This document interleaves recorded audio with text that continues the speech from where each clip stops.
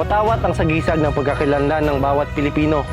Isang mitiin, isang adikain, isang advokasya. Sa bawat hampas ng alon at bugso ng hangin, naroon ang tagapagtanggol ng ating karagatan.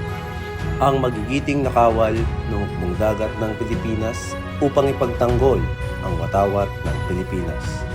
Ang araw sa Watawat, ipinagdidiriwang hindi lamang simbolo ng ating kalayaan, Kundi pagpapakita ng patuloy na paglilingkod ng mga bayaning nasa ilalim nito. ang bandila ng Pilipinas ay simbolo ng dangal, lakas at pagkakaisa.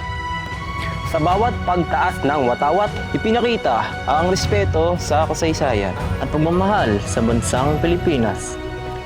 Ang watawat ng Pilipinas ay hindi basta tela lamang. Ito ay simbolo ng sakripisyo, tapang at pagmamahal sa inang bayan.